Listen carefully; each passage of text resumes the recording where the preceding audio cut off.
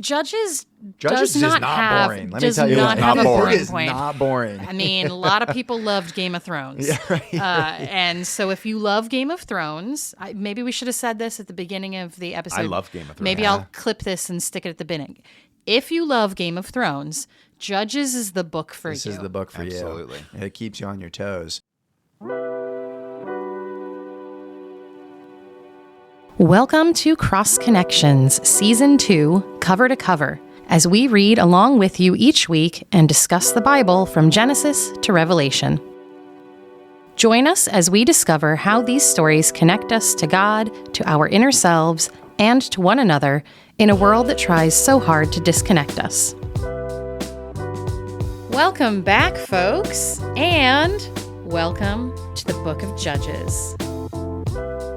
I want to start off by saying, warning, the Book of Judges is violent, and it is gross, and yeah, we're going to be talking about some things that are relatively sensitive topics. We're not going to be going verse by verse through Judges in the family service. Right. Right. We're not. There's just some things there's some things that don't make the children's version of the Bible. Well, right? let's just say pretty much the entirety of this book is R-rated. Yeah. If not X-rated, frankly. Yeah. At times. Yeah. I was telling Rick earlier that yesterday I happened to have my Bible and my notes with me while I was hanging out at my son's karate practice and was chatting with a fellow parent who turns out to be a pastor, and this and that, and a joke with the coach, and the coach was saying, "Oh, is there anything in there about, how to treat your daughter?" I'm like, "I don't know, man. I'm in the Book of Judges, and the Book of Judges is all about things not to do with your daughter." Right. Well, the Book of Judges in general is what not to do, period. Which is a good reminder. I think sometimes people that read Scripture have this sense that, well, when we read this is God's message for how we're to live our lives, what we are to do, right? Like you think of it in very positive terms. And sometimes stuff that's in here, it's really about like, don't do this. Yeah. Don't live this way. Don't be like this. This is not a book about a bunch of like cherub angels who are just trying to do what the Lord says. You're right. No. This is a group of incredibly flawed people over 150 years that just keep being flawed and more flawed until the whole thing sort of falls off the edge at the very end of the book, which we'll get to in a couple hours. Yeah. So a little setup for the Book of Judges. If you listened to our episode on Joshua, you know that leading into the Book of Judges, there is no obvious continuation of leadership for all of Israel that is set up at the end of Joshua when Joshua dies and when Eleazar, the chief priest, dies. So coming into Judges, there's no obvious leader. And Rick, you were saying this is kind of a transition time. Yeah, because Israel has been used to having a strong leader for a long time. They had Moses, strong leader God spoke directly to and, got them out of slavery and through the wilderness and to the edge of the promised land. Then they're given the leadership of Joshua. And although the book of Joshua is sort of terrible and crazy and violent, he's a strong leader who does a lot of good for his people. And now we are in this period where there is no strong leader. Right. There is no one leader. There is no continuity of leadership. When Moses saw the writing on the wall, he handed over his leadership to Joshua. There was a direct transmission of power. This does not happen. And leadership here in the Book of Judges is sort of catch as catch can. It's a responsive leadership to a crisis, and almost always a crisis of their own doing. Yeah. Yeah. I just remember that I wanted to make sure we talked again about, this is one of the historical books. And what is it that we mean when we talk about history in the Bible, in the context of these historical books, Joshua, Judges, Samuel, etc.? If you go to college and you take a history class and you buy your $150 history textbook, you hope that everything in that textbook is true. that it happened, that it was researched, that even if the author Documented. didn't like what happened, that they still report it dispassionately, right? We're not in favor of this thing. We don't like this thing, but it happened, and so we're going to report it. And you kind of hope that a history book does not have a lot of editorializing, that isn't telling you what's good and what's bad. It's just telling you what is, and then you are left to sort of figure out the good and the bad for yourself. That is not biblical history. It is Right. it is the exact opposite. It is talking about some historical events, but it's talking about them. I always think of it as a sermon, right? Like the biblical authors are reflecting on this time, and given all that happened back then and all that happened now when we're trying to write this thing, what is God trying to say? And so it's not dispassionate. It is fully editorialized. And everyone who read these books 2,000, 3,000 years ago fully understood they were not reading a dispassionate history, because dispassionate histories didn't exist. Right. I feel like the good analogy is traditionally, obviously, people might not feel this way. Traditionally, in a newspaper, right, you have news articles, which, like you said, are meant to report events in a somewhat neutral, objective, dispassionate way. And then you have op-ed pieces, which are like editorializing and like writing an opinion piece, right? And so in some sense, biblical history is much more like the op-ed pieces. Totally. Like this is someone writing with an agenda to convey a message, to convince people of something, to get them to live in a certain way. So very different than the school version of history we think of. I might have said this before, but it's why we have 4 Gospels in the New Testament, because if all we were going for was just a dispassionate history of Jesus, you would only need one of them. You don't need 4 of them. But each of the Gospel authors has something they want to say about Jesus who did these historical things. And so each gospel is like a sermon that has a message and is editorialized for that message for their people. Right. So this is an important thing as we approach the book of Judges and any of these historical texts. Judges, I feel like in particular, it does seem clear that there's an agenda here. There are some things that we'd previously seen in the writings that aren't here. There's not much of anything at all about priests and ritual. And that's not to say that none of that was happening during this time, simply that it's not important to the story that they're trying to tell, to the point of view of the authors of this section. The other thing that's really interesting to talk about is what judges are, because much like the way that we understand history today versus how this, quote, history is described, we're not talking about judges like the people who wear the black robes and sit over a courtroom.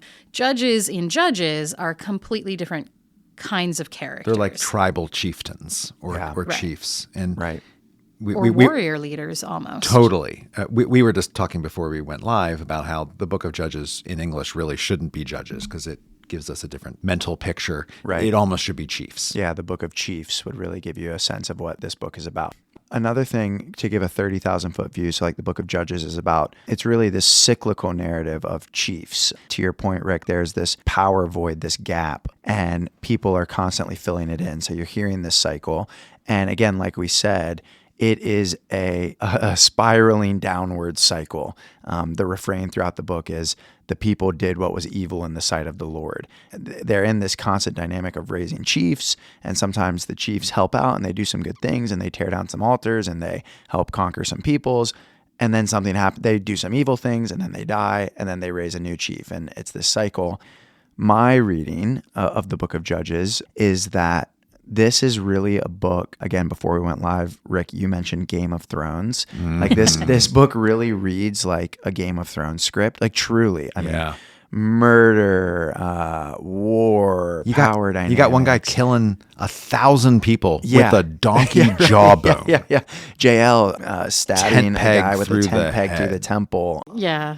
Large stones landing on people's heads. Oh, yeah, dude getting crushed by a large stone. Samson getting his eyes gouged out, you know, and almost mythological. And my point with that, Samson's a good example, is that my understanding of the book of Judges is that a lot of these are very, in a way, unlike a lot else in the Hebrew Bible, the Old Testament, almost fabulistic in character and nature, very outlandish events. And that these really are kind of oral traditions that developed at a very, very early stage in Israel's history and are kind of being mythologized here.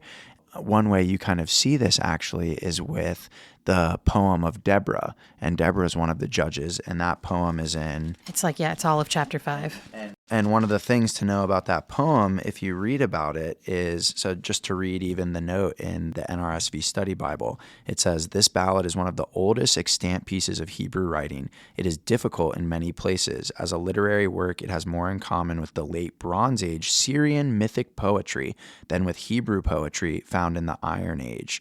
And so, again, I think just this idea that a lot of these stories are these really ancient oral traditions, and that they're kind of put into prose form here in Judges. To me, I really like to think of this work as fabulistic in nature, almost mythological in nature.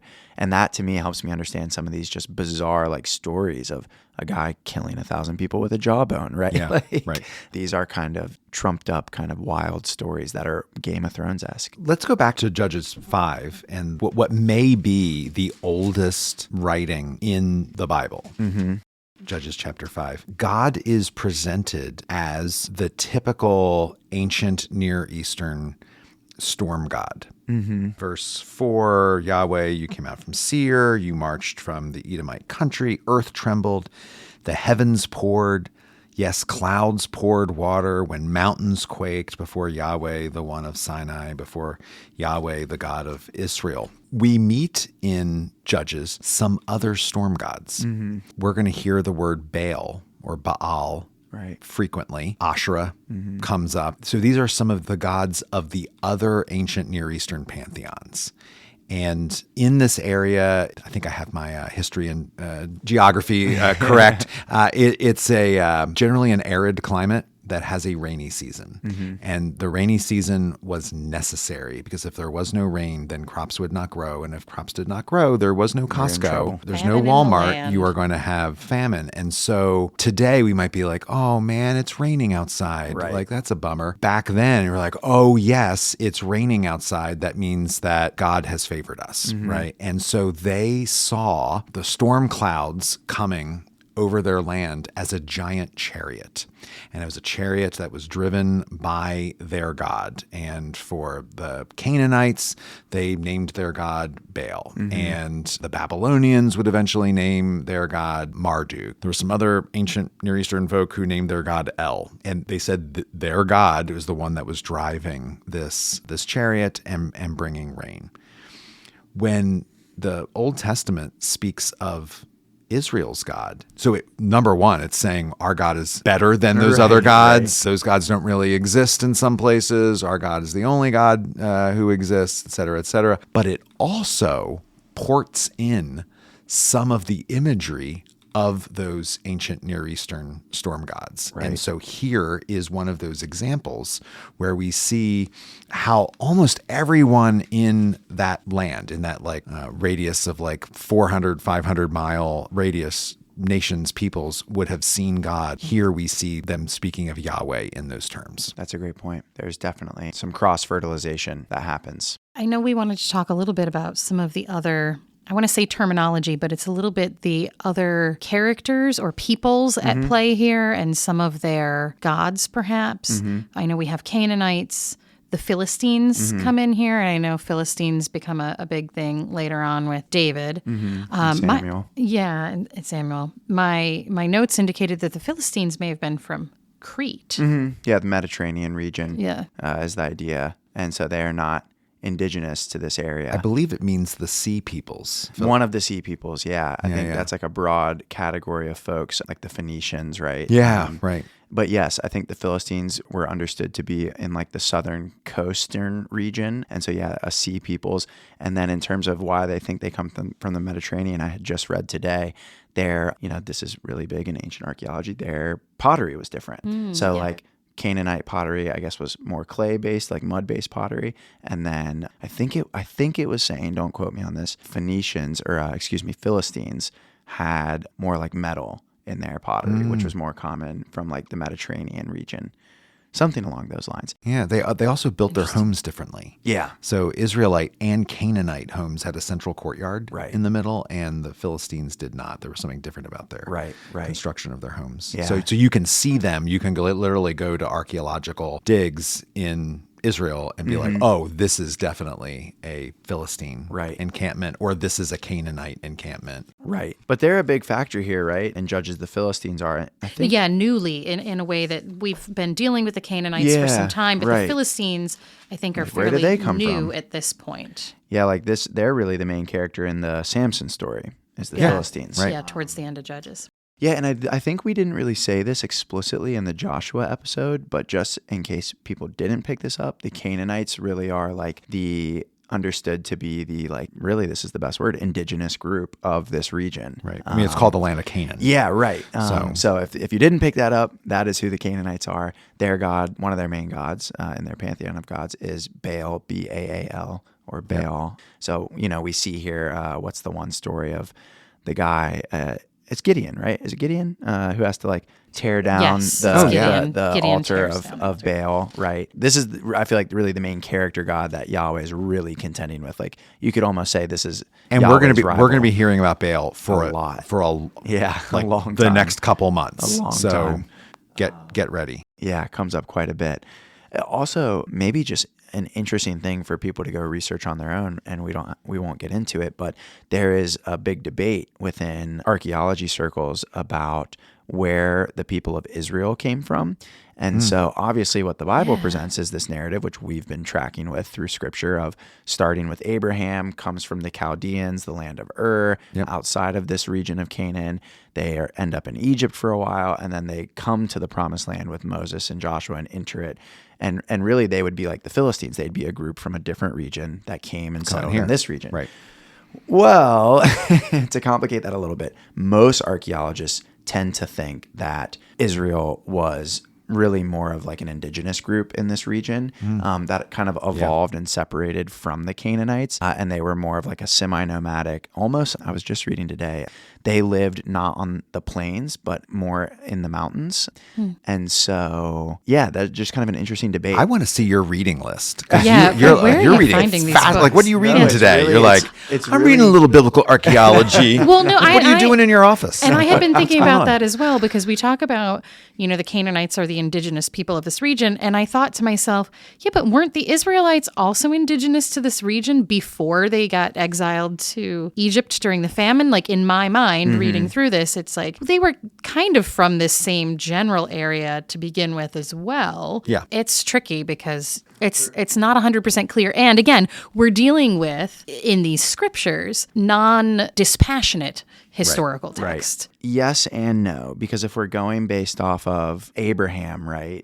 Abraham is not originally from Canaan. Yeah. Abraham is from this place called Ur of the Chaldeans, which is like, I guess, what would that be? What would that be modern day to give us a little sense? Chaldea of is Babylon. Yeah, like Mesopotamia, like further north and west of... Like Iran. East, further west. East, Yeah, like Assyria, Babylon, like, more like contemporary Iran, right? Like near the Persian Gulf. Right. Is what I'm seeing right now. One thing in terms of what is the reading list, really not that much. It's mostly just online resources and articles. But for anyone listening that's like, I want just one book that's going to really comprehensively give me a summary of a lot of contemporary modern scholarship as well as ancient perspectives. It blends both super well. There's this amazing book by a scholar named James L. Kugel, who taught at Harvard for many, many years. He's a Jewish author, and the book has somewhat of a misleading title called How to Read the Bible, A Guide to Scripture Then and Now. And it's just the Hebrew Bible, the Old Testament. It doesn't cover the New Testament. So you'll have to find a different book for that. And when we get there, maybe we can give some recommendations. But like genuinely, I was just today, I was telling Tanya, when it comes to the Old Testament, this is hands down my favorite book. Wow. It goes through every single book. It gives you all of the insights of modern contemporary scholarship. It talks about rabbinic perspectives. It talks about Jewish perspectives, Christian perspectives. It's really phenomenal. It talks about archaeology. This is why you sound so smart. I'm just ripping it all from, awesome. Does let me it be talk clear. about women and their perspective on the original covenant with Abraham that we discussed in last week's episode? Yeah. Okay. It does. All right, well, I think that's when I brought that up in last week's episode. I was reflecting on that. Okay. Okay, we're not going to bring that up. There's no discussion of that in Judges, so we're going to just leave it at Very there. little, very little. But sorry, that's a digression for people to go by if they're interested in Very some secondary interesting. material. But the last thing people need probably is even more Another reading. book? Yeah, another book to read. Do you want to talk about some of these? Well, first I just want to say the general pattern that we find show up over and over again, and sometimes we find it multiple times in the same chapter, and sometimes it's like the pattern is stretched over multiple chapters. The first thing that will happen is that the people do something that is bad in the sight of the Lord. So they're sinning in some way. They're joining with the other nations in their worship or whatever, and that's the definitely first a lot thing. of that. The second thing is that God punishes them by handing them over to an enemy. Right. There's some crisis that arises, and the non-dispassionate view of history is that this bad thing didn't happen by mistake. It happened on purpose to punish them. And then as the people are struggling with this crisis, they cry out to God. And sometimes they say, we're not going to do this anymore. We're not going to worship these other gods. And so God relents. And the fourth part of the pattern is God sends a judge or a chieftain to rise up, get an army together, and handle whatever crisis it is. And then there is a time of peace. And sometimes the peace is 20 years, and sometimes the peace is 40 years. Sometimes it's 8 years. And then you just rinse and repeat. And then Right. Israel does what is wrong in the sight of the Lord, and we're off to the races again. Right. Yeah. And I think in general, it's probably worth adding, by and large, the judges get worse and worse and worse and worse and worse. Like, it's not like, just Israel's doing what is evil in the sight of the Lord. Even the judges that are being raised up slowly start becoming worse and worse and worse. They're and not worse. being raised. Again, we're in transition. Moses is presented as a deeply faithful man. Right. Right. Some of these judges, you would struggle to say that they are deeply faithful people. They are not being raised up because of their great faith in God. No. At all. Like that. No, yeah. Early on, you They get have some skills. who might, but They have skills, but they're not good people. No. No, they're not. many of them. We also should keep in mind, again, with this, it's not a dispassionate history. It's also potentially overlapping. Oh, yeah. These judges who come up and rule, they're kind of tribal. They're not necessarily ruling over all Israel at the same time. Or if they are, it might be that they're ruling just over a section of Israel or a few of the tribes at one time. And so the whole history that's encompassed here in Judges, there's more judges named than probably the length of time. So each of those, there was peace for 20 years, and there's peace for 88 years. If you add all of that time up, you get something around 300 years, and that is too much time for this book. Yeah.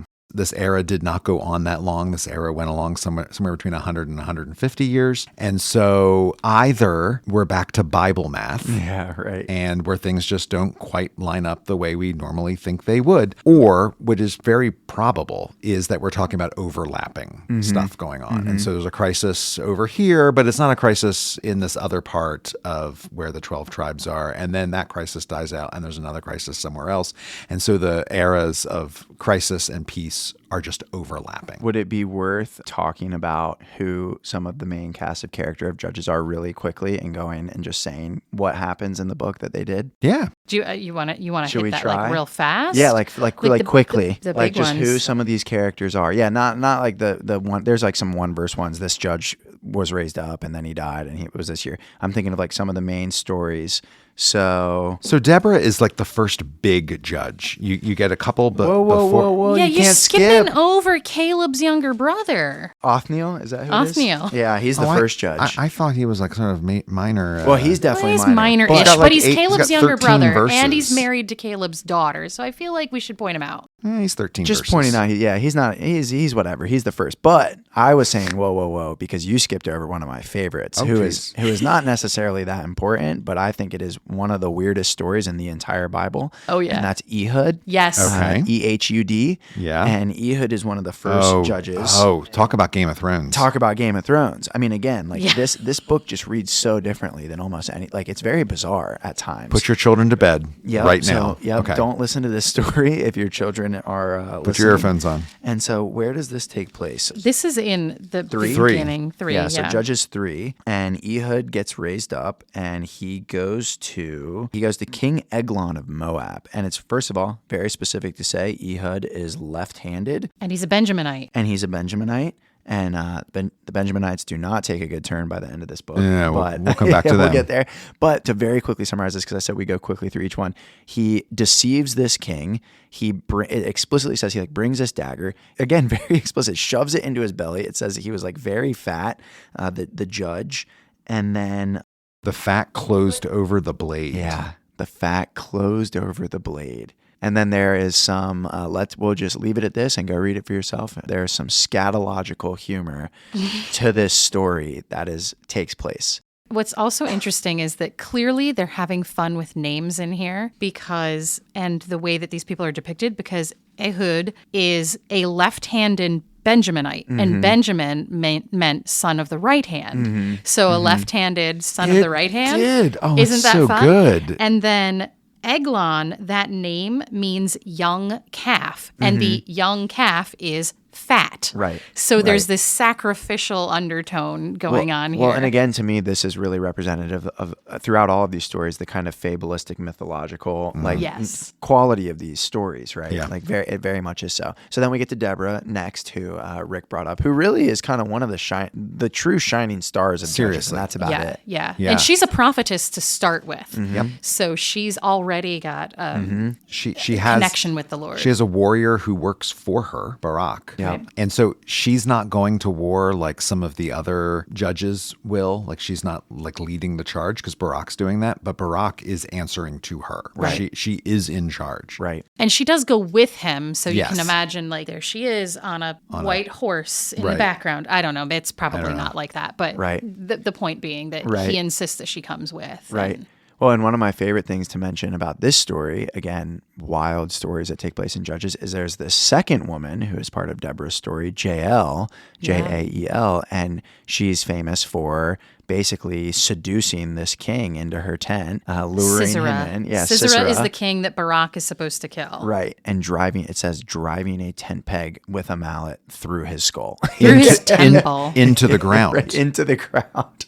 He is pegged to the ground. Yes. And what's fun about that, I suppose isn't the right way to put it, but she thereby dominates two men. Mm-hmm. Yeah. Sisera, the king, who she slaughters, and Barak, who he was supposed to be the one to kill Sisera. Right. But no, it's she who uses her feminine wiles to lure this guy in and then and gain his trust and attacks him in a vulnerable moment. So in some biblical books, women are almost invisible. Mm-hmm. Some women who have important parts of stories aren't even named. It's not even they're an afterthought or something like that.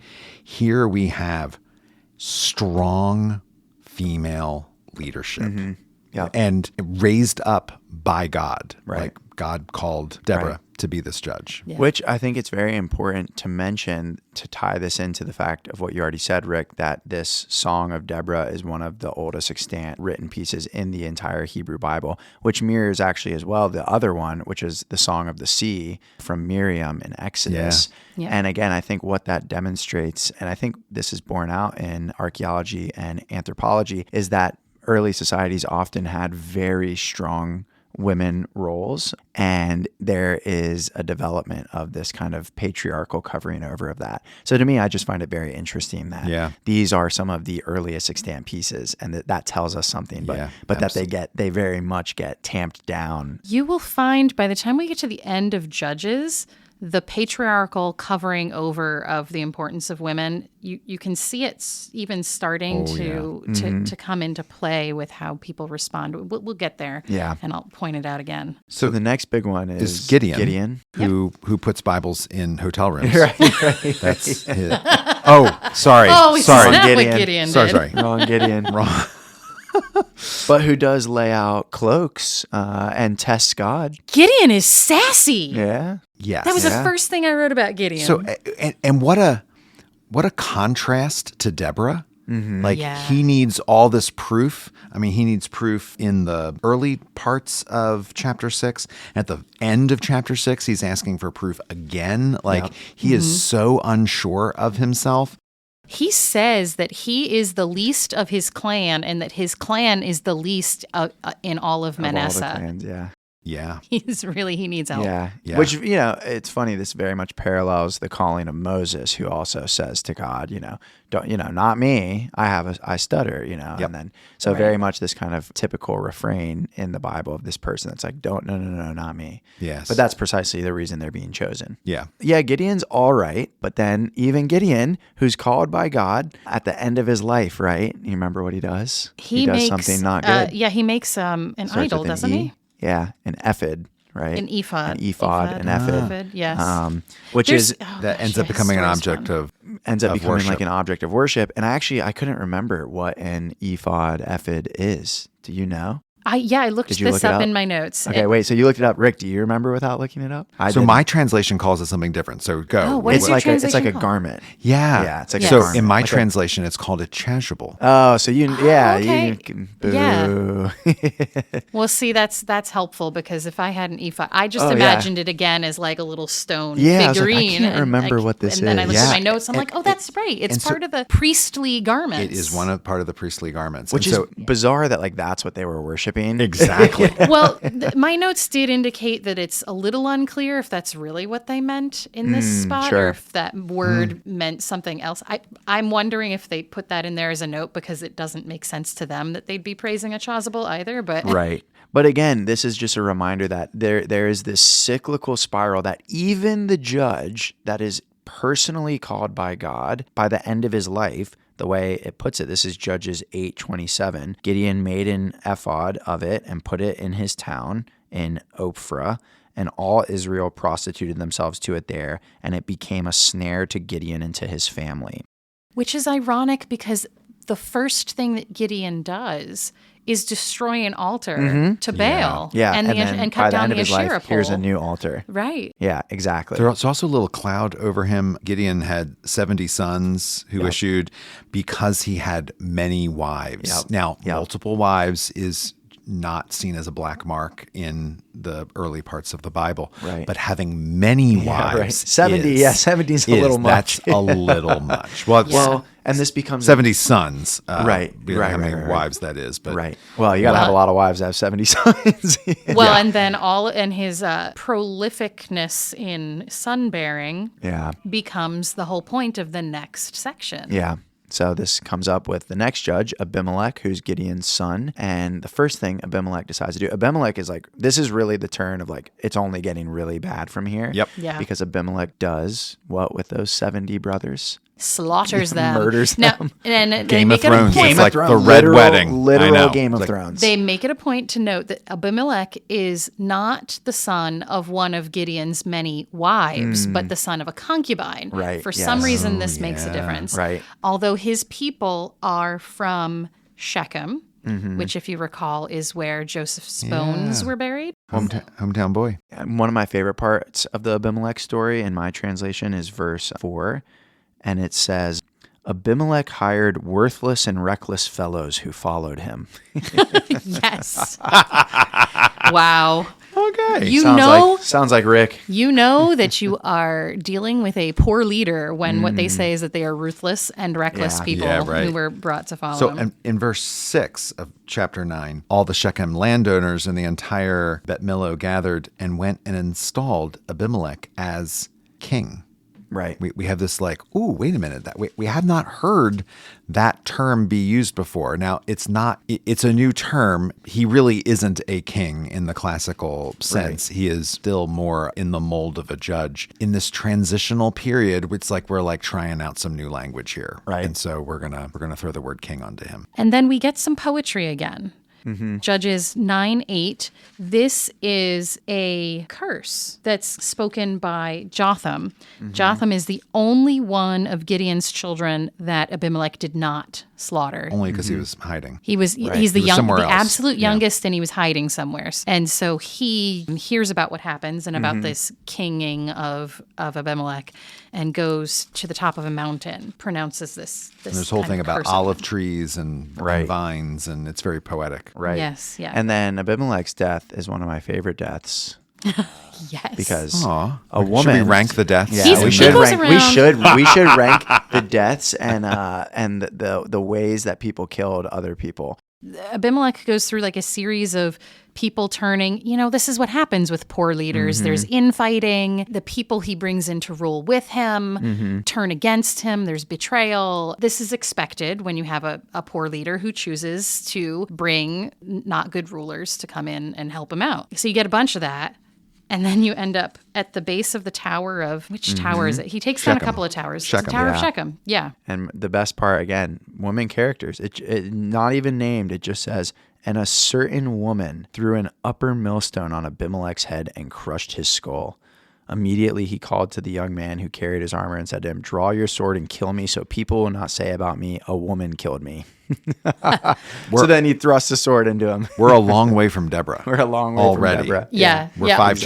chapters, but we're a So long here you way. go with that. Oh, can't be known as having Yeah. been killed by a woman. Exactly. That would take away my manliness. Yes. So exactly. see, it's already happening. Exactly. Which But is but here we are talking about how the fact that he was actually killed by a woman.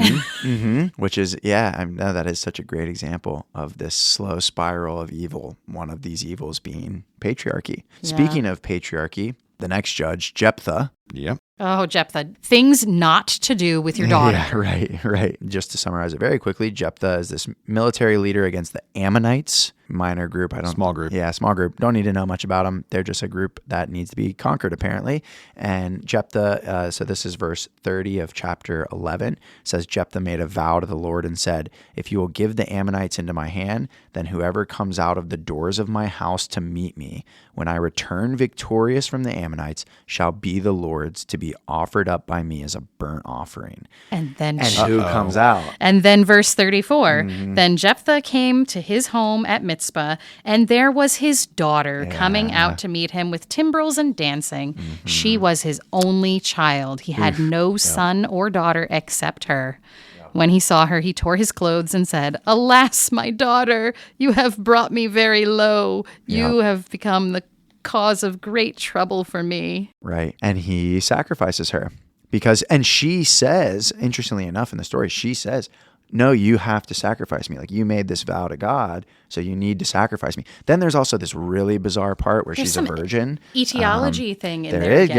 yay, way to remember the word, etiological account. It's very bizarre. Like, this happens, and then it's like, oh, and by the way, she's a virgin. And before she died, she says, yes, Father, like, you can sacrifice me, but give me 2 weeks. Give me 2 weeks. I'm going to go into the mountains. Months. And, or is it 2 months? Yeah. Yeah. 2 months, and I'm going to bewail my virginity. And so it says, she went and she did this with some companions. And the whole story ends in 39 and 40 by saying, so there arose an Israelite custom that for 4 days every year the daughters of Israel would go out to lament the daughters of Jephthah the Gileadite. Yeah, so bizarre. And bizarre and very ironic Yeah. that the main stated thing against the Canaanites was that they were child sacrificers. Right. And that's why they needed to be wiped out. Yep. And then we have a judge of Israel who's Doing that. offering Doing a that. child. Offering his Yeah, child for as a sacrifice. sacrifice. Which again is we said this at the very start of the episode. I think the important thing to keep in mind as you read this is like, this is holding up a mirror, right? It's Yeah. reflecting the evil of the people for the reader. It's not saying like, oh, look at, like,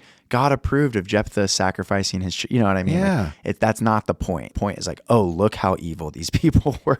Yeah. And that's what it says throughout the whole book. And the people did what was evil on the side of the Lord. The people did what was evil on the side of the Lord. The people did what was evil on the side of the Lord. I was thinking as I was on my long drive into work today, Oof, my, a lot of thoughts.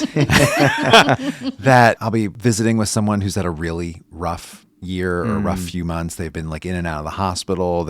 But sometimes I'll be able to say to them, but look how far you've come. Like you're going in the right direction. Right. Like you are better than you were last week. You are certainly better than you were the last month. You're getting stronger. You're going in the right direction. Right. Israel here is not going in the right direction. Right. It is Right. Going down. going down. Yeah. Going down Right. bad. And the next thing that happens to Jephthah after this, and that leads to his death, is tribal infighting. So once again, Israelites against Israelites. So the next one then is Samson, huge figure. I mean, talk about a figure that does show up in Sunday school. And, we not all the stuff. Right, We're going to leave some of it out. Very little of Samson's story actually shows up in Sunday school. I remember learning about his strength, and his strength was in his hair. He was really strong, and it was in his hair. hair. He knocked the building down. It is funny that is like a big Sunday school lesson. Like I can't even remember like why. What's the point? Like, he's an awful guy. What is the Sunday school spin of like? Oh, I don't even know. Is it just being dedicated to God? Is that supposed to be what it is? Like I don't even that God know. gave him so much strength that like God can equipped give you him. strength. But we were talking before we went on air. Right. We talk a lot before we come on right. air. We talk a lot on air, and we talk a right. lot We before love to talk. we come on air. That Samson, for We are all trying his to be organized for you all. for all his strength, he is not a smart guy. no, a real dull boy. Yes. Strength is considerable. Sense is lacking. What is Yeah. it? Strong of back, weak of mind. Yeah. That's Samson. I think of that SNL skit, I pick things up and I put them down. Right. I pick things up and I put them down. Yes. What's really interesting is that this starts off the story of Samson very Genesis-like. And again, maybe it's the fabulistic nature of it that you're talking about, where In terms of like Sarah and right. So you're here among the Danites. There's an infertility story. The wife of this man, she doesn't even get a name. We're at the point here with the patriarch way where from this Deborah. woman Yeah, right. does No not even name. get a name, Nope. despite the fact that she is twice visited by the angel of the Lord herself, not her husband. Yeah. At any rate, infertility. The angel of the Lord appears, says you're going to bear a son who will be a Nazirite, meaning dedicated to the Lord. Especially dedicated to the Lord, and there was things that the Nazirite couldn't do as part of the Nazirite vow. They couldn't drink alcohol at all, and from an earlier part, I don't know, Deuteronomy, Exodus, they couldn't drink grape juice because it might have been a little fermented, so we can't have any of that. Yeah. Here, she is not allowed to eat grapes, Right. because they might have fermented a little bit. So he's like, Right. Yeah. he's going to be a Nazirite, but he's like a super duper special Nazirite. Right. Right. And So- you should never shave his head. Never. Right. No razors. And not to be confused with Nazarene, someone from Nazareth, right? Right. Not to be confused. Right. So angel of the Lord appears a second time because her husband doesn't believe her. And this time the husband has to come out to meet the angel of the Lord. And this is at the point they do a burnt offering and they realize that it is the angel of the Lord. Yeah, some of the things he does after being born is And they fast forward and then it's Yeah, like, it's now like here's all of a Samson's sudden bad he's- decision. yeah, Killing a lion. rips a lion apart with his bare hands, eats honey out of its carcass. and shares it with his parents which is without telling unclean. them. Remember Right. all the laws that we went Yes. through. You cannot touch a corpse. You cannot eat anything. Like, you Yeah. are you should not unclean be afterwards. doing this. Right. So he's this specially dedicated to the Lord. Yeah. But he's following, Right. not following the ways of God. And he does not know how to pick a wife. No. Picks a Philistine wife and then has this bizarre wedding encounter where he basically is like giving a riddle and then murders a bunch of people for wedding garments. This is where you start to, besides the fact that he picked a bad person, his parents even said, don't you want to marry a nice Israelite girl? Right. Yeah. No. He's going to go against, again, a Nazirite law. Yep. And then she asks him what the answer to the riddle is to tell her people. Clearly, she's not interested in being a part of this marriage. Then there's this encounter with the Philistines and he takes a jawbone. A donkey jawbone. A donkey It's really jawbone, important. to be specific. Kills And 1,000 people. 1,000 men with it. Yeah. He's that strong. Well, and all of But then these he was things very does- thirsty. Right. Well, but Super thirsty, and then we had to have like a divine encounter in order to give him something to drink. Right. Fabulistic is Right. exactly as, Very much, as you would yeah. say. So Elliot. all of these moments where he's defeating the people, the Philistines, they're all like personal revenge stories. He's not Right. doing this to glorify God or to help the cause or anything. This is all about personal revenge. That particular one with the jawbone is because his wife was given away to somebody else, and then she and her whole family are burned. Yes. And then in the beginning of chapter 16, he goes off to a prostitute. Yeah, just Like, randomly for like 3 verses. It's like, and then he went and slept with a prostitute, and then he got married to someone else. Yes. Delilah. Now here's the name that you've heard. Right. Here's another Another time the biblical story gives us a detail that it didn't have to. Mm-hmm. We did not need to know that he went off to a prostitute, but the biblical authors want us to know this. Yep. Again, he's just making these poor choices of what he's doing with himself. He's not following his Nazarene laws. Right. He's just going out and being a womanizer. He's not a good guy. Yeah. He is very much a womanizer, to be clear. Yeah. But again, a not bright womanizer. No. Because then, she gets in cahoots with the enemy and they're trying to find what his weak point is. Well, and she's like part of the enemy. Yeah. She's not just in cahoots with them. She's one of them. You're right. So from her perspective, right. and I think this is the same thing from his previous wife. From their perspective, he's taking them away from their people, and then they are acting as agents of their people against him. Mm-hmm. And I know that that's not the perspective of these writers, so they're making these women look really bad. But if you think about it a little bit, at any rate, yes, he's really dumb about how he interacts with her. Yeah, he keeps he's smart enough not to tell her his weak point at the first time. But then, and then they do exactly, what is it? 7 braids from my, if you weave 7 braids from my head, and then they do that and it doesn't work. And then she's like, oh, that didn't work. So what was it? And so he gives her another answer and then another answer. And then until finally he gives the correct answer, which is his strength is in his hair. And when he falls asleep, she shaves his hair, and then they're able to subdue him and take him away. And then they gouge his eyes out. Yep. But then they allow his hair to grow back. Yeah, right. Oops, that's a rookie mistake. Yeah, come on. Don't do that. We shaved it off. It's all gone now. The power couldn't possibly come back. Now I'm suddenly thinking of Tangled and that Rapunzel story. Oh, sure. Yeah. She had power in her hair too. Yes, right. Oh, she did.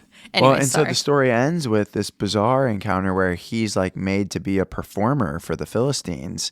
And in this moment, to your point, Natalie, about all of his acts being just acts of kind of personal vengeance and revenge, he literally says, "Oh God, would you give me strength for one last act of revenge?" And so God gives him strength. He pulls down the pillars and kills more people in that moment than he had his killed. whole life. Yeah, right. More than the donkey jump. Right. So a lot. And then he dies. Himself, yeah. Yeah, in the act of doing this. And that's the last judge of Israel. And that's it. The last judge. Went out with a bang. Went out with a bang. And then the refrain actually changes at this point, which is quite interesting. Yes. You see this in chapter 17, verse 6, and the refrain becomes, "In those days there was no king in Israel. All the people did what was right in their own eyes." It shifts from all the people did what was evil in the sight of the Lord to this, all the people did what was right in their own eyes. Which I like. I like that phrase. I do, yeah. Very selfish, egotistical. We're only thinking about ourselves. But yeah, the important part of that is there's no king. It's prefiguring we're going to have to come up with another So what solution. do you think's going to happen next? I don't know. What happens in the next book? Foreshadowing is strong with this book. Well, not quite the next book, because I forget Well, we get have Ruth. some more. Yeah. Well, yes. What? We get Right. Ruth Small. right here, a very We get small Ruth snippet. next, yeah. I was thinking, we're going right into Saul and Samuel and David, and which we will be.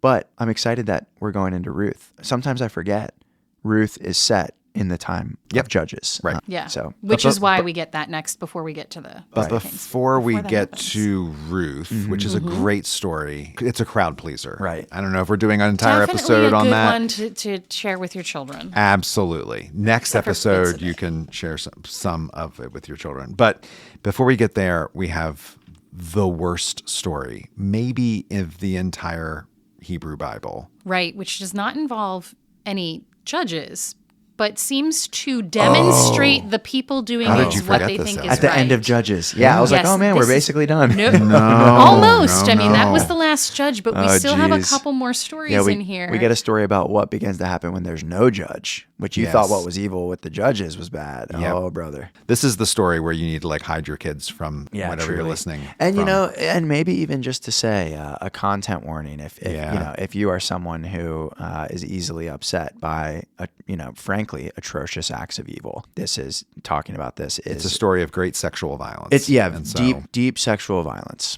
Yeah. So it is colloquially known as the story of the rape of the Levite's concubine. Right. But there's this interlude about how the Levite gets the concubine, and he has the whole thing with the The young woman and with her right, father. the father, and and all they this. hang out for a long time, and Right. he keeps saying, "Stay another night and stay another night," and finally he's like, "Nope, we got to get out of here," and so they head out, and I think it's really important that they need to stay the night somewhere, and they insist on staying in an Israelite-run town. yeah, They go to Gibeah. because they're the good guys, right? Right. Right. And You so want to they're- stay with somebody, you want to stay with God's people, Yeah. right? They're in Benjamin, like the land of Benjamin. and they stay specifically at Gibeah. Well, and they decide like we're safe enough that we could sleep in the town square. We can sleep outside. No problem. But there's kind of like you could tell that they're kind of expecting that somebody will grant them hospitality and take them in, Which is the thing. which is a thing. And that's one of the things that we should be expecting hospitality from our fellow Israelites Yep. from way back in Genesis or so. Right. And so they are welcomed into a home. Yep. And then the town shows up at the door. Sounds familiar. It is a story that almost directly parallels the story of Sodom and Gomorrah, with Lot when he takes in the 3 visitors, and the people of Sodom come to the door and they want the visitors to come out so that they can have sex with them, so they can rape them. And so they arrive, and the people of the town come, people of Benjamin come out. They said to the man who's master of the house, "Bring out the man who came to your house so we can have sex with him." This is chapter 19, verse 22. They say they're not going to do that, but what we'll do is we will send out my daughter and his wife. Now, in the story of Sodom and Gomorrah, Lot offered his daughter. Direct parallel to this story. That story didn't go any further. Yeah. That story goes in a different direction after there. But here, they don't send out the daughter. They send out the concubine. And the men of the town rape the concubine all night long. Right. The next morning, she is found So it's so violent. over the threshold of the door. He speaks to his concubine. It makes it sound like he fell asleep, which I cannot imagine. Right. While this is happening to this person that I am with and ostensibly care for and maybe even love in some way, that I would just be falling asleep. But Right. he goes out, finds her in the morning, speaks to her. She does not speak back because she is dead. Right. With her hands on the threshold. Like Yeah. there's something so Yeah. deeply Disturbing. about the way that she's been abused all night long, and she's managed to crawl her way back Yeah. to him and gets as far as the doorway and with her hands on the threshold, like reaching for safety or comfort. It is Yeah. heartbreaking. Yeah. It's heartbreaking. And it shows that neither this story nor the story of Sodom and Gomorrah are about sexual orientation at all. Right. Because the people of Sodom, Gomorrah, or of Benjamin could care less about the gender of the person. Right. They just want to rape whoever is there. Right. Whether it's the man or whether it's his concubine, they don't care, and they just do it. There's This is- somebody, a stranger in our town, and we're going to attack them It is- violently. It is a story of power. It is a story of using sex as a instrument and a tool, As a weapon. Of torture. a weapon of power and torture. And the man, the Levite, understands this, and he realizes the gravity of what has happened. And so he does this strange thing, as if gruesome strange thing. to announce to the 12 tribes how badly things have fallen off the rail. He cuts his concubine's body up into 12 pieces, and he sends those 12 pieces to the 12 tribes as a token to say that this is how bad we have fallen. It's chilling. It is absolutely chilling. And so if you remember like where we started at this book, it started out so good. Yeah. You know what I mean? Yeah. Like this beautiful story of Deborah, and like, she's doing it, and she's, got Barak out there doing the thing, and they're Defeating people for the they're Lord. Yeah. Absolutely. Yeah. And then here is where we're things at. An entire tribe then, because the response from the other tribes is to come and attack Benjamin. Yeah. Yeah, and there's a real sense that like we might have to wipe out an entire tribe. Yeah. Like that is how bad this Benjamin is. came very close to extinction. Right. Right. They found a workaround, which is also not particularly Also, great. another horrific story. Right. It's told in a way that makes it sound not so bad, Right. but you know that the undertone is not a happy one. No, and maybe just to put it in plain words for people who may have missed this in the text, because to your point, it is a bit easy to miss what's going on here, but they get around destroying Benjamin by basically saying, so there's this issue, right, where it's like, after this, they're like, the people of Benjamin cannot marry anyone, right? Isn't Yep, that like right. what's Yeah, going on? we will not marry any Benjamin. Our women will not marry Yep. Benjaminite And so men. The they're like, men we will need to not come up be. with a solution. Oh, y'all can lie in wait for all of these women from Shiloh, and you can basically take them, right? Because Shiloh didn't help out, I think, there was some reason that they Yeah, wanted to there's like some get back. There was some justification to So get we back can at take their women. Shiloh. Yeah, so we we can can take like them. take their women, Yeah. and that will solve. They're going to this have a problem. festival. All the women are going to come out Right. and do their dancing in the field for the Right. festival. Which I grab a woman. which I think literally the importance of this story in the context of the book. Again, like these stories don't happen as a way of being like, oh, like this was okay, or like God No. approved of this. No. It is consistently meant to be a horrific and graphic account of the unimaginable depths of evil that this people chosen by God had sunk into. And to the point that even when we get this unimaginable evil of the rape of this concubine, and this group of chiefs and tribes that come together and are like, can even have the self-reflection to recognize, oh, this was really evil. We need to do something about this. It literally still ends with a story of rape at the end of it. As if to almost say, even the people that were like trying to act like they had the ability to do justice could not help but do unimaginably evil things. And the very last words of the book of Judges. In those days, there was no king in Israel. All the people did what was right in their own eyes. Right. Yep. Exactly. Very important that that's the last verse. Not Right? God's eyes. There's nothing redeemable happening in the book of Judges, basically. That's the summary of this book.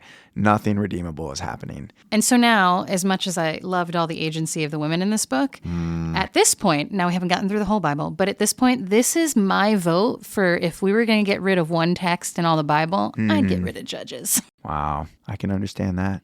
See, I do actually like this book for a few reasons. One, that fabulistic side of it. I find some of the stories just so insanely silly and absurd. Yeah. Not the graphic ones we just discussed. right. Like, not to make light on those. Those are quite evil. But this is my second point. I think the thing about Judges that I'm grateful that it's in the Bible is that it does give voice to the unimaginable evil that exists within human existence, that we are creatures capable in communities of doing unimaginable evils.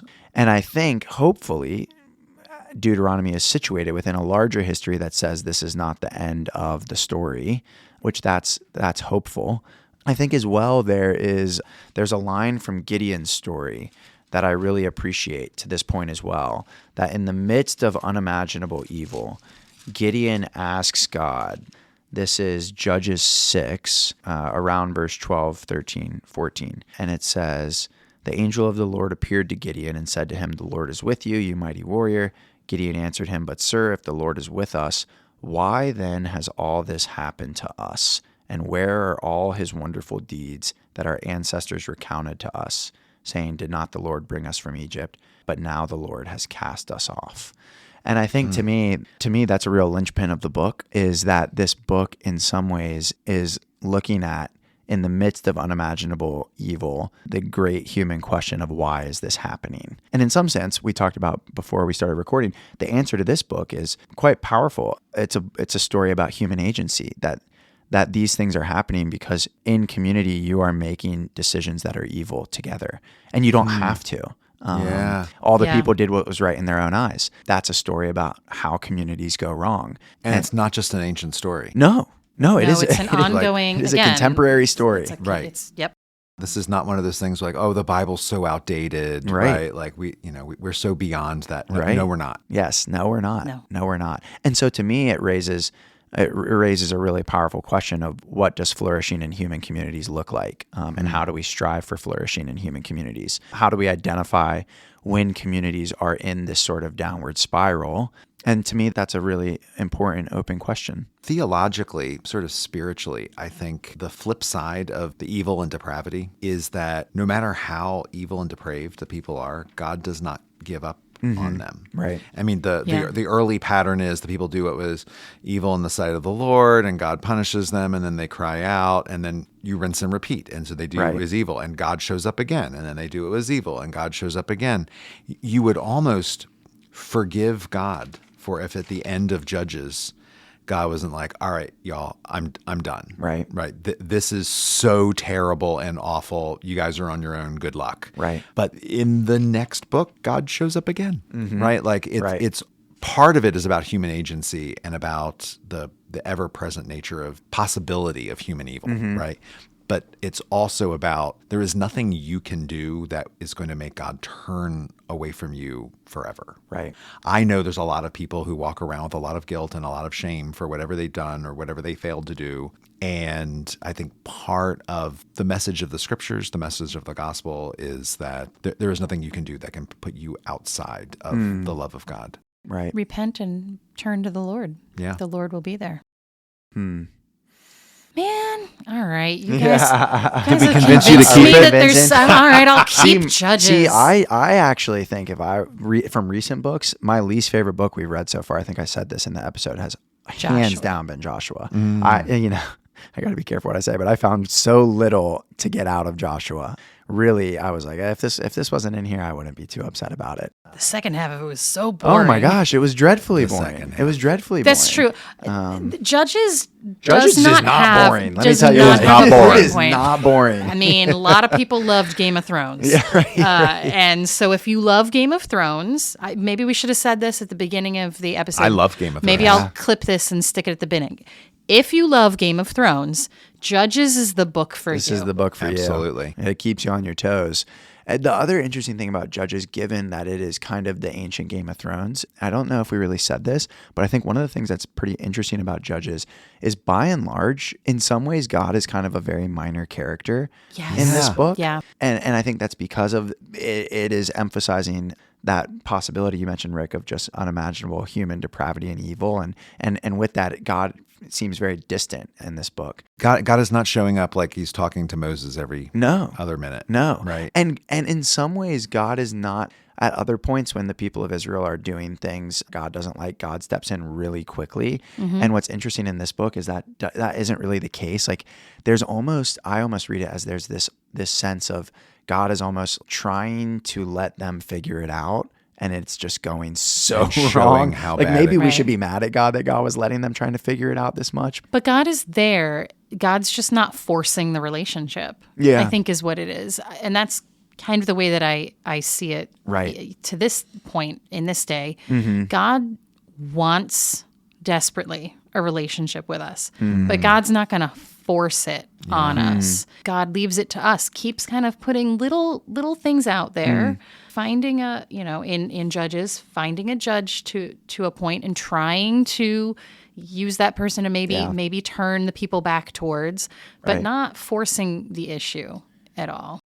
I know this episode's gone quite long, but thinking along with what you're saying, Natalie, I almost read Judges. This might be a bit controversial. This probably isn't the traditional way people think about God. I almost read Judges as God trying to figure it out in almost a very human way. And we've talked about at times that the ancient view of God was very much not this kind of elevated Greek, God is Omniscient, omnipotent, omniscient, God knows everything, God has this perfect plan. Like actually kind of the Hebrew view of God is a bit more anthropomorphic, a bit more human, that God is actually trying, God changes God's mind, right? Yep. Like we've seen that already. Yeah, I think Robert Moses mentioned argue- it way back when we were talking about it. Moses argues with God and God changes God's mind. Or think about the beginning of Exodus, God remembers, right? And in some ways, these aren't just metaphors in these ancient books. That's a long way of saying, I kind of read Judges almost as like God's trying to figure this thing out. And you were talking about not forcing it, where God raising these judges. I almost read it behind the scenes of God's like, all right, come on. This one will work, and it doesn't work. And so you get to the end of the book, nothing has worked. And clearly a new plan's going to have to take place. We keep going back to the metaphor of parent and child. Yeah, I was just And thinking that. It's almost like Israel's like a wayward teenager at this point. And you got to just give your teenager just a little bit of slack to make their own mistakes and then to learn from it. God is the parent here, isn't the helicopter parent who's like, I'm going to save you from all of this trouble. Right. No, you need to cause some trouble, and you need to see what that trouble is going to bring you. Yeah. That's a good point. Yeah. It's on a bigger scale, right? Like, I mean, I feel like there's a part of that way of viewing God as a parent that can be really helpful for some other parents to relate to when they're watching their kids struggle and they've tried what they can, but there's only so much they can do. Yeah, it's a good point. It does tie into what you're saying though, about love being unable to be forced. Yeah. So, and goodness. Yeah. It's up to us. Yeah. To some degree. Yeah. At least we have to go part of the way. There's a choice to love. There's a choice to do good. Right. Yeah, exactly. Yeah. And there's a choice to choose not just what is right in your own eyes, but yes, in God's eyes or in the community's eyes. Yeah. So that's it for Judges. Next week we'll have Ruth, one of the shortest books in the Bible, and then we'll also get into the beginning of 1 Samuel. I feel like we could give like 3 hours to Ruth, even though it's short. I know. We're not going to do that. No, we're going to have to not give that much time to Ruth because we only have so many hours in our days. Yeah. Well, thank you all for listening in. Hope we didn't upset you all too much, or that the book of Judges didn't upset you all too much. There are better things to come. Thanks for listening. Thank you for listening to this episode of Cross Connections Cover to Cover. New episodes drop each Wednesday. Please be sure to follow or like us on your favorite podcasting app to find us easily each week, or join us on our email list at stdavidschurch.org/crossconnections. If you have questions for us, you can call us at 484-588-5656 and leave a voicemail with your name, where you're from, and your question or comment. Please note, we may use your recorded voice in an upcoming episode of Cross Connections. If you like what you hear, we'd love if you would share this with your friends and rate us in Spotify and Apple Podcasts or whatever other app you're using so people can find us as well. Don't forget to visit our show notes for the year's reading list and any other resource links we've mentioned. Cross Connections is a ministry of St. David's Episcopal Church in Wayne, Pennsylvania. Season 2 Cover to Cover is hosted by Rick Morley, Elliot Van Hoy, and Natalie Hill. Logo graphic design and podcast production by Natalie Hill. Stock media music provided by Marscott and Mood Mode Pond 5. You're welcome to learn more about all of St. David's worship and ministries at stdavidschurch.org.